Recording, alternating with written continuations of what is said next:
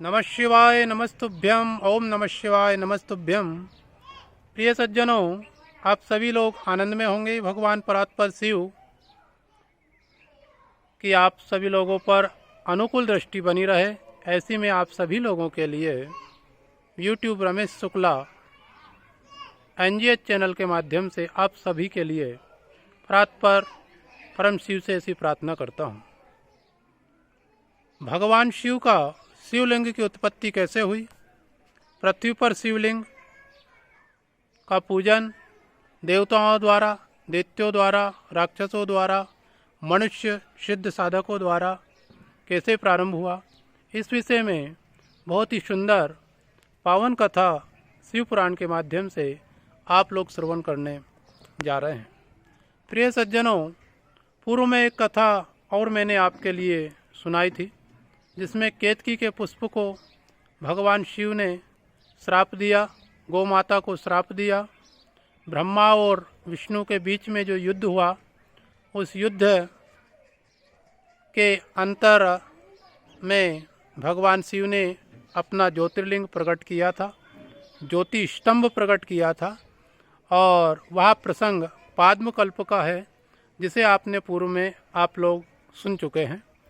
आज मैं आप लोगों को दूसरी कथा की ओर ले चल रहा हूँ। कहते हैं कि 12 कल्प में की यह कथा है, और 12 कल्प में दारुक नामक वन में बहुत से मुनिगण एकत्र आश्रम बनाकर निवास करते थे। उनमें वशिष्ठ आदि प्रसिद्ध ऋषि भी वहाँ निवास करते थे। ये सब उस समय वैदिक कर्मकांड में निष्ठा रखते थे और समस्त कर्मों को सावधानी से करते थे। इस प्रवृत्ति में लगे लोगों को निवृत्ति का उपदेश करने के लिए, निवृत्ति का प्रत्यक्ष स्वरूप दिखलाने के लिए, ऋषियों पर अनुग्रह कृपा करने के लिए नील लोहित भगवान महाकालेश्वर दिगंबर के रूप में वहाँ पहुँचे। वे दिगंबर त्रिनेत्र, द्विभुज, बिखरी जटाएं, अत्यंत सुंदर, सुकुमार उनके अंग, विशाल बाहु, विशाल वक्षस्थल, अर्धोन्मीलित दृग मने नेत्र, उन्मत्त के समान स्वेच्छा से उस वन में विचरण करने लगे। मुनिगण उस समय सब अपने अपने आश्रमों से बाहर निकले। वन में कोई फूल लेने, कोई समीदा लेने, कोई फल लेने के लिए गए हुए थे। उसी समय ऋषि पत्नियां सब आश्रम में थी। जब भगवान शिव वहां पहुंचे तो उनके इस स्वरूप को देखकर और सभी ऋषि पत्नियां उन पर मोहित हो गई। उसमें वृद्ध जो महिलाएं थी, वो भी भगवान शिव के इस दिगंबर रूप को देखकर और शिव की ओर आकर्षित हुई। काम के आवेग में वे सब अस्थिर चित्त हो गई। अरुंधति ने उनको रोका, किंतु ऐसे विकार में जब आवेश होता है तो किसी का भी उपदेश कभी किसी के काम नहीं आता है। वे स्त्रियां मुनि पत्नियां थी तो सभी संयमी पतिव्रता थी, किंतु इस समय उनका संयम और उनका विवेक उनका साथ छोड़ गया था।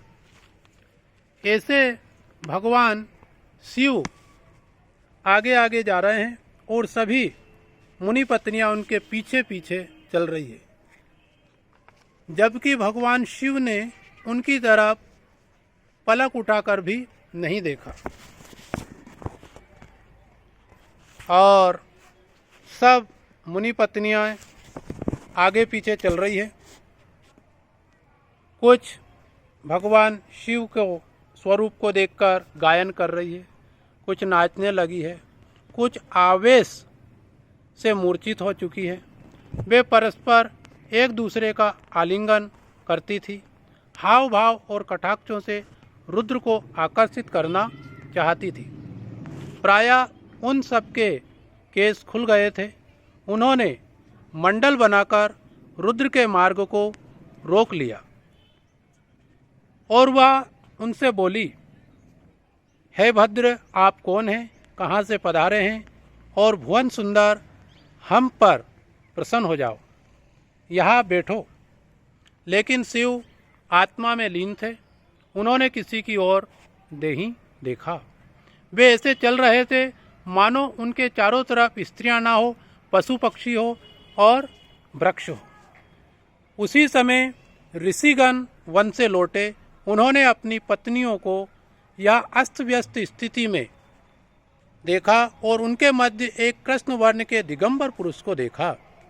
मनुष्यों के मन में बड़ी कठिनाई से अपनों का अपराध आता है।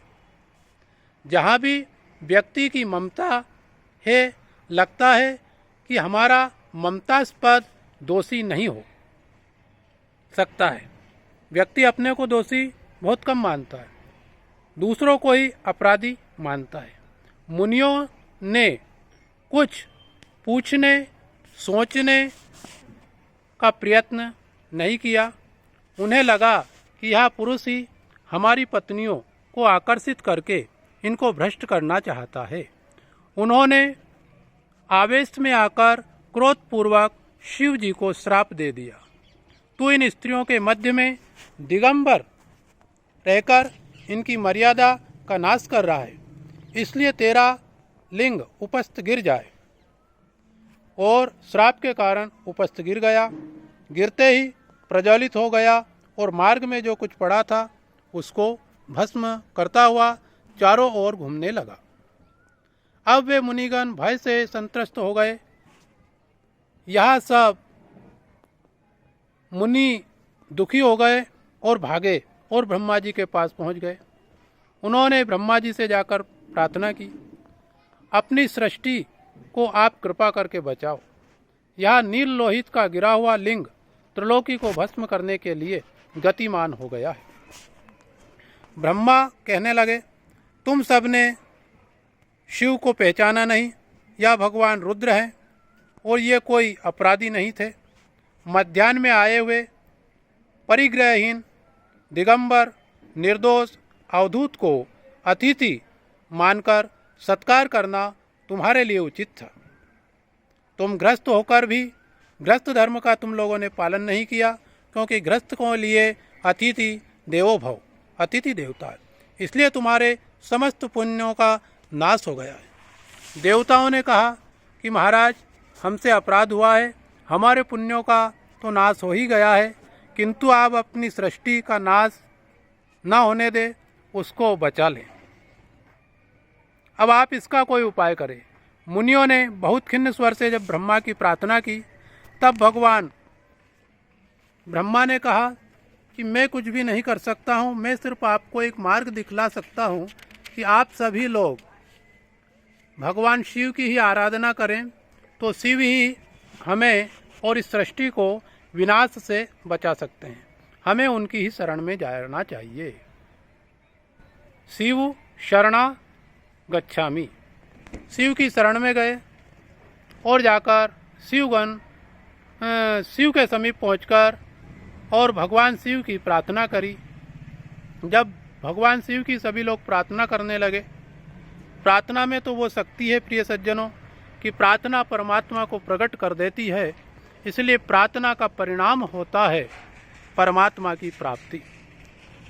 और सभी भक्तगणों के, मुनियों और ऋषियों की प्रार्थना पर भगवान शिव प्रकट हुए और उन्होंने कहा कि मेरे इस लिंग को केवल पार्वती ही अपने भग में समा सकती है, इस तेज को वही स्वीकार कर सकती है, वही इसको शांत कर सकती है, अन्य और दूसरा कोई उपाय नहीं है। उसी समय सब मुनियों ने, ऋषियों ने, उपस्थित देवताओं ने माँ भगवती की आराधना की। ये महाकाली महाकाली कलकत्ते वाली, जय हो मेरी जगदम्बे माँ, जय जय महाकाली। महाकाली महाकाली चामुंडा माता, जय हो मेरी जगदम्बे माँ, जय जय महाकाली। रखियो कृपा की नजर। जय जय माँ काली। जयंती मंगला काली भद्रकाली कपालिनी दुर्गा क्षमा शिवा धात्री स्वसदा नमस्तुते। या देवी सर्वभूतेषु कृपारूपेण संस्थिता नमस्तस्यै नमस्तस्यै नमस्तस्यै नमो नमः।